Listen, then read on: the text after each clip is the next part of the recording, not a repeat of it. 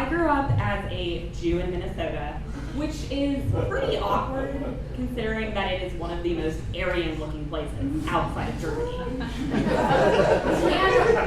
we're not exactly known for our culture.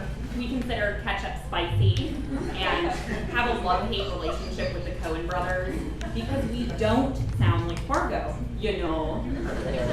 But that's our biggest controversy, whereas in the South it's whether or not you still want to have statues of Confederate leaders. So moving down here was a bit of a culture shock for me. My first time in the South was when I went to grad school in Missouri. Oh, sorry, I mean Missouri. So easy to get those two mixed up. And that's really all you need to know about the Show Me State, is how to show yourself out of it. So I moved to Atlanta for the culture. You have Outcast and Chicken Bones just littered all over the place. But it's still a little off down here. Like, y'all know that you lost the Civil War, right? Then how come every Chick-fil-A I drive by has some plaque commemorating a Civil War battle?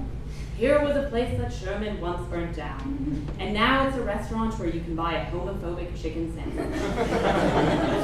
But, you know, after 3.5 years here, I've realized that the South and the Midwest, they're really not that different. We're both universally ridiculed places that have some cultural quirks in common. So when someone's being an idiot down here, you say, bless your heart. We say, oh, that's interesting. Your men who no longer have sex with their wives, they do Civil War reenactments. We go ice fishing in -8-degree weather. Basically, they are both very weird places to live. But what's even weirder is growing up as a Jew in the land of 10,000 Lutherans. See, I was raised by a atheist Protestant, which I know is a little redundant, and a Latin Jew. So that means that I grew up with 0 religion, double the holidays, and all of the guilt. Jews are really good at guilt. It packs light during all those evacuations. I'm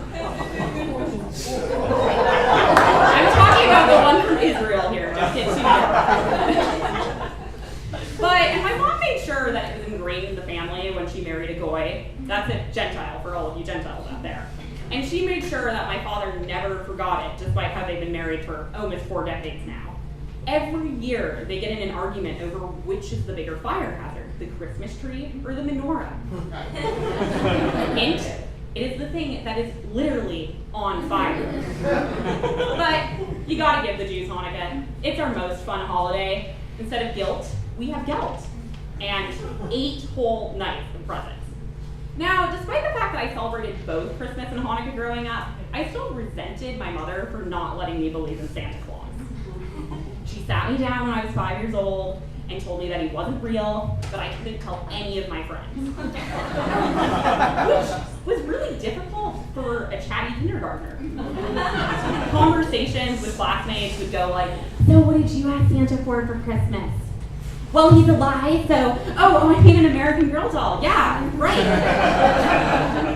But I somehow survived my childhood and didn't ruin anyone else's. But recently, I had to interview a bunch of mall Santas for an article, and I learned that Atlanta's #1 Santa is named Tom Rosenthal.